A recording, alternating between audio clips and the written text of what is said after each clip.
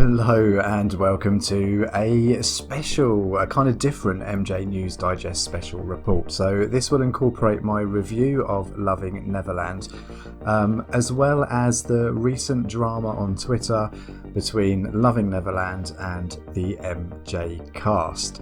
So we're going to unpack all of that, and I'll also give you my review of Loving Neverland, and we're also going to speak about the toxicity of the MJ fan community. So it started with this tweet from Ashley, MJ Fans Unite, who said, "Wait, Loving Neverland is 5 hours, bro." We're going to go through this. So hello Tatiana, said it took her 3 days to watch it. There were pros and cons, but she nearly broke down in tears a couple of times. Ernest Christian spoke about his podcast before, said the cons for me just scanning through it are that it's very amateurish, especially the narration. I'd rather one of the producers speak over it than a robot. Tatiana replied saying that she thought that the robotic voice was a hard pass for me. Now Nan, she is one of the creators of the documentary, said changes are being made. So she replied to this saying we would be releasing the documentary soon with a real voice, which is really good to hear. And fans have said, like Ashley said, excited to hear that, and Ernest also said the content is incredible. Let me make that clear. Now, my first issue with Loving Neverland was the narration. As soon as I heard that narration, I thought, I don't know if I'm going to be able to sit through 5 hours and 15 minutes of this. That's just a personal preference of mine. I don't particularly enjoy listening to the text-to-speech robotic voices, but it's good to see that that has been addressed. And hopefully Nan and the other producers of the documentary have taken this as constructive criticism. There were a lot of things to love about the documentary. The passion behind it, some of the information is really informative. I do feel though that 5 hours and 15 minutes is just too long. It would have been better if it was split into various sections, maybe released as episodes, perhaps every week. So 5 hours, 15 minutes, you could have split that down to an hour, just over an hour for each episode, and had that spread over five or so weeks. I think that would have been easier to digest. As I said, I said before, I couldn't watch it all in its entirety. I'm a very busy person. I can't invest 5 hours, 15 minutes of my time in something. So I had to watch it over the course of a number of days.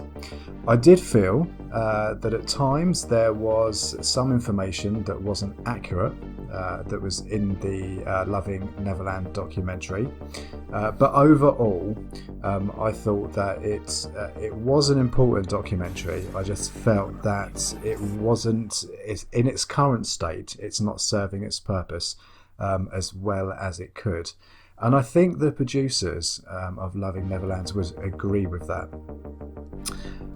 One of the other things that I found not troublesome, but I had a bit of an issue with, was the script. As I said, there were a few inaccuracies in it, and I also felt that perhaps the script could be rewritten. If they are going to be re-releasing the documentary with human voices, then perhaps have a look at the script. I'm more than happy, if you want to send the scripts over to me, I'm more than happy to put my input in it free of charge, and just mark those issues that I felt were inaccurate, because I think that would serve the documentary as a whole.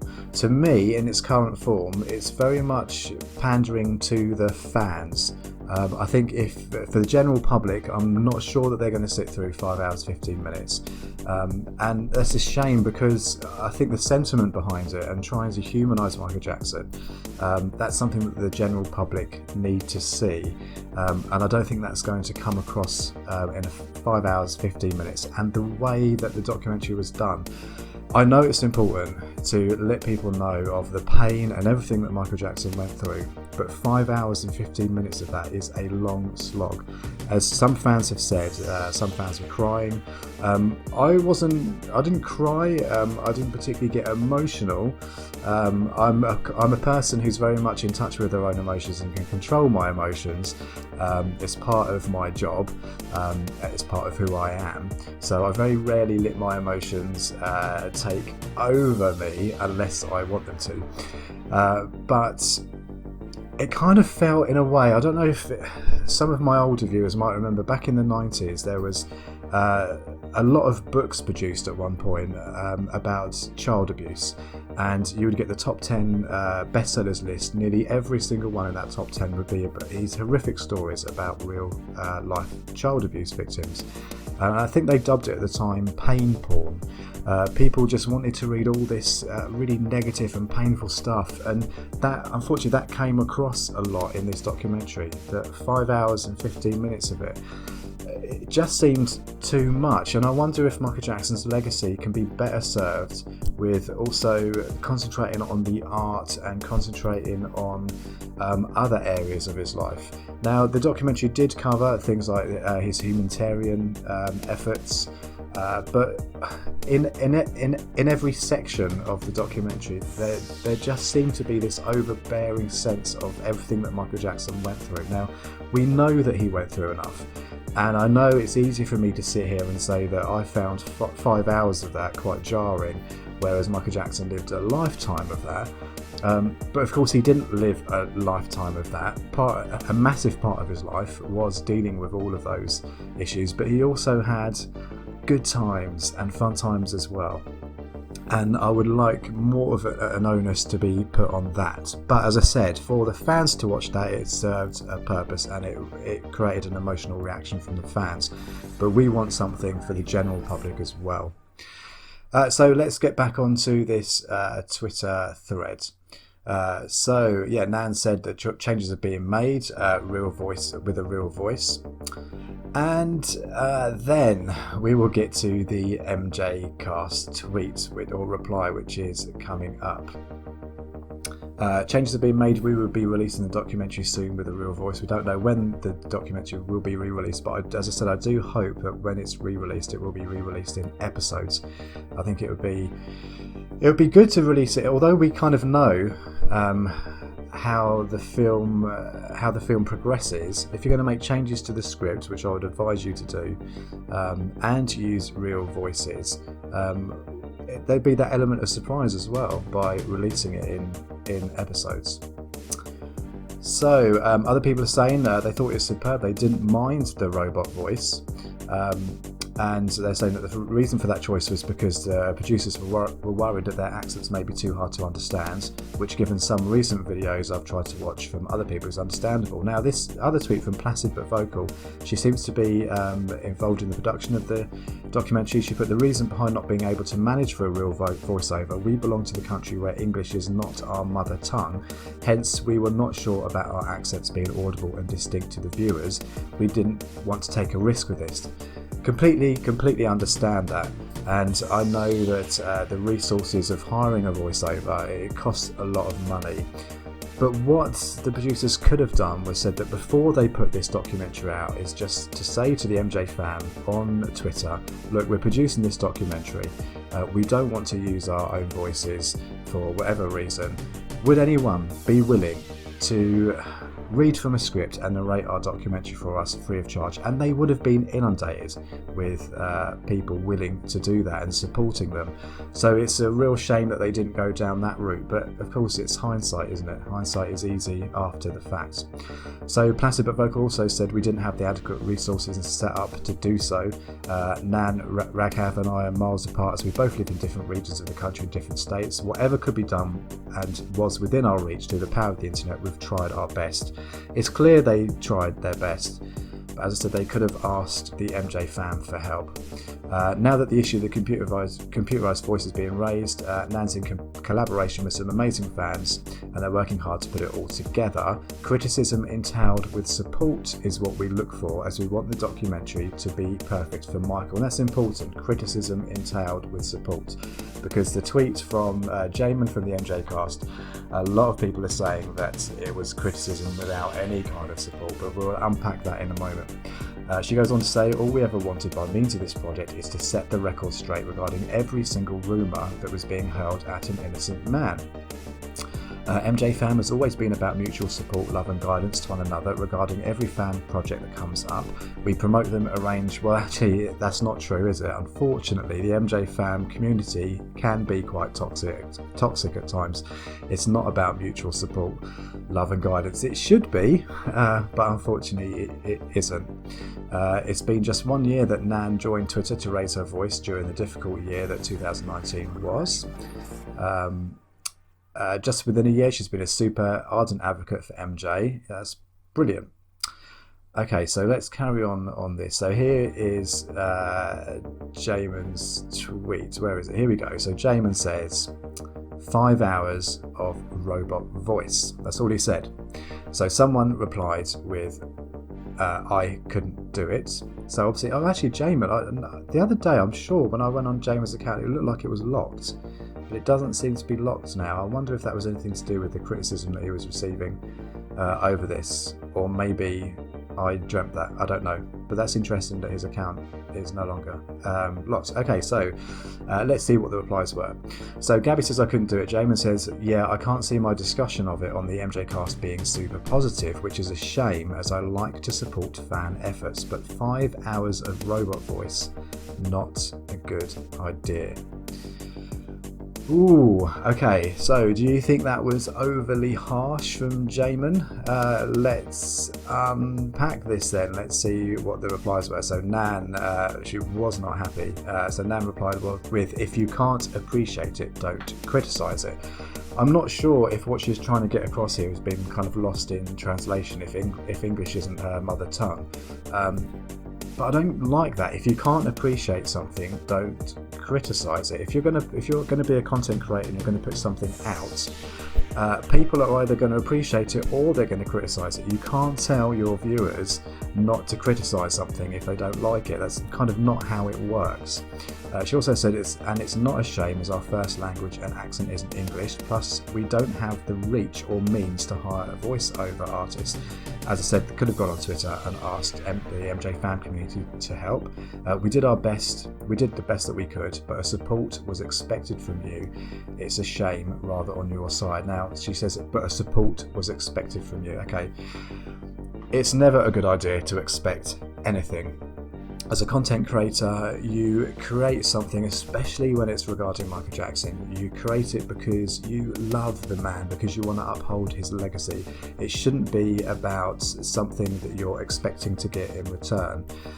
So she's saying here, but a support was expected from you. Now, when I put out my videos, I don't expect people to love them. I don't expect people to hate them. Sometimes I might get a feeling and I might feel that someone's not going to like this. I know a lot of you aren't going to like this video. So it's always nice when I get positive feedback, but it's also nice when I get critical feedback because it helps us grow as content creators. So my advice to Nan would be, going forwards, because you obviously have an excellent talent at creating high quality content, is just don't expect too much. Don't expect anything. Just put your heart and soul into it. Put your message into it and put it out there, and whatever will be, will be. But learn to deal with the criticism when it comes back to you. And I've got a feeling that perhaps I think what Nan wants is criticism with support rather than just direct criticism. She also goes on to say, plenty of people came forward to say that they hated the narration, but at the same time offered to help. This is what I call support. Demoralising someone who became a fan last year. If this is how you support a new fan, then no thanks, we don't want your support. That's an unfortunate tweet from Nan. She's obviously talking from her feelings and from her emotions, and I think giving some distance and some time away from all of this, she probably would regret sending that tweet. Demoralising someone who became a fan. Did Jamin demoralise? I don't think Jamin intended to demoralise Nan, and if Nan felt demoralised, then that's something that Nan needs to work on herself. But I think Jamin could also look at perhaps, I don't know, maybe his tweet was it insensitive? Was it? I don't know. It's hard, isn't it, when people are speaking from kind of like the MJ fandom and all these emotions and everything. It's been a tough year. It's not nice seeing the MJ fam turn on each other like this. So Nan continues, and just to inform you, yes, we're working on the changes with a real voice being inserted this time, not because we were getting criticised, but because this documentary needs to have a bigger audience. Plenty volunteered, 2 of them finalised. This is support. That's good. It's good that we've got people that have volunteered, but Nan, you could have done this right at the very beginning. But like I said, hindsight, it's easy, isn't it, after the fact? So I'm looking forward to seeing how this new voiceover works with the documentary. So there was some replies to Nan, and just before I click on those, just to let you know, I did reach out to Nan for an interview, but she decided, but she said she would rather at the moment speak to Taj before anyone else. So Nan also says, and if you still want to review our documentary, we'd be more than happy, not because of our publicity, but because of the man we both are fighting for. Thanks, Jay, for putting us in our place. We don't belong to the group of perfection. Have a nice day. Passive aggressive. Never like to see that. It's unfortunate. I think some of these content creators have got to learn before they even put anything out that when you get criticism, it's how to respond to it. Perhaps Jamin's tweet wasn't classy, but that reply isn't either. As she goes on, and Jay, if one day you decide to talk about our documentary, please mention the 8 months that me and my partner devoted to. Please mention the several mental breakdowns I had while editing it, and please mention the fact that I almost gave up in the middle because of the stress. I don't like that reply. It does seem like gaslighting. It seems, again, it's very passive aggressive. I understand where Nan is coming from, but I just don't think she's articulated it very well. Yes, it is hard editing videos, and I can't imagine the amount of work that went into editing 5 hours and 15 minutes. There was I noticed one editing kind of slip up right at the beginning, but the rest of it seemed really well edited, so great job on the editing for the rest of the documentary. But to talk about having several mental breakdowns, now I work in mental health. I very much doubt that within 8 months Nan has had several mental breakdowns and still been able to carry on editing. Not proper mental breakdowns anyway, and I don't like to see people minimising anything to do with mental health. I know what it is to see someone having a mental breakdown, and there's no way that anyone would be able to edit and put anything out as good quality as Nan did. But I don't know, was that really needed? As Jamin says, stop gaslighting. I'm not criticising your efforts or the content. So it's making that very clear. I'm criticising the fact that it's 5 hours of robotic narration. Let's not pretend the general public would appreciate that either. Smooth MJ then gets on board and says, what's wrong, Jamin? Is Nan Raghav not verified enough in your massively over-egotistical clique of douche nozzles to be respected? You sit on your high horse behind the podcast and look down on so many smaller creators. You are not better than them. Got it. Ouch. Okay, so I can speak about this. I can't speak on behalf of MJcast. I've had minimal contact with MJcast and they've always been courteous and polite and just good-spirited with me. Unfortunately, there has been some other bigger MJ content creators in the MJ fan community who have not been particularly helpful or supportive to me, but I haven't called them out. Not yet, anyway. Maybe another special report, but I doubt that will happen. But for example, MJ Fangirl, she was, I've had minimal contact with her, and her replies to me, her support has always been really good. Really enjoy MJ Fangirl's content and the way she interacts with other content creators and the fans, but there have been other content creators that are higher that are not so supportive, and it's a shame because it's us new content creators that liked and shared your content and got you where you are, but yet you're unable to support us. That's all I'm going to say on that. Okay, so Ashley replies to Smooth with, come on dude, it's a misunderstanding, probably due to a language barrier, happens on Twitter all the time, there's no need for these types of insults, chill. And Smooth MJ says, misunderstanding what? Completely putting someone else's hard work down? Well, no, Smooth MJ, you're not reading what Jamin said. He said he's not putting all of the work down. All he's talking about is the robotic voice. He made it quite clear on that. So that's Smooth MJ. I don't know if he's misread Jamon's, but it just kind of like seems like he's inciting some drama here. Ashley says that's not really what happened though. He was just saying he wasn't a fan of using robotic narration. It blew up from there. The creator misunderstood him and felt a whole film was insulted, but that's not what he was doing. And people have been jumping in and making the issue worse instead of better. As I said previously, it's not about the criticism, it's not about the way the criticism was expressed, not that it was expressed, it's the tone, and has nothing to do with language barrier or misunderstandings. Ashley then goes on to say that Jamon is a very blunt person. He was talking to me and I know the way he talks. He didn't imagine he was speaking to such vast amounts of MJ fans, nor the creator herself to hurt her feelings. Ashley, you are entirely wrong with that. I'm sorry to say, love, but Jamon knows how Twitter works. He knows that the MJ fan community would have been all over whatever he was going to tweet. Okay, so we've gone back. It's not about the criticism. And then someone says to Jamon, produce your own documentary and let's see how it would stack up against our own. Nan replies with, it's not easy being an MJ fan, Jay. Something I thought you, an MJ fan himself, would relate to, but I was wrong. Again, it's passive aggressive. Oh, Nan, please don't. If you receive anything like this again, don't reply straight away. Just give yourself some distance from the emotion that you're feeling around that. It's just not a good look, and the MJ fam doesn't need this. We don't need to be seeing all this. Your documentary is called Loving Neverland. Where's the love? And I know that's very hard when you're feeling that someone isn't directing love towards you, but that's their issue. That's not yours to own. Just let go of it. You've created an amazing piece. Yes, there are things that are perhaps wrong with it, or there are issues with what you've produced, but as a first-time content creator on this scale, you should be very, very proud of what you have produced and what you have put out into the world, and your contribution to Michael's legacy.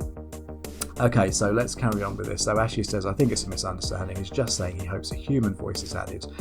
So Ashley, it's like you're the voice of reason, which is what this Twitter thread needs. I think he's saying he will wait to watch it after that. I haven't started it yet, but I look forward to it. And Ashley has sent some love in the form of some heart emojis. We love to see heart emojis. There's a lot of that on the MJ News Digest comments. Thank you very much.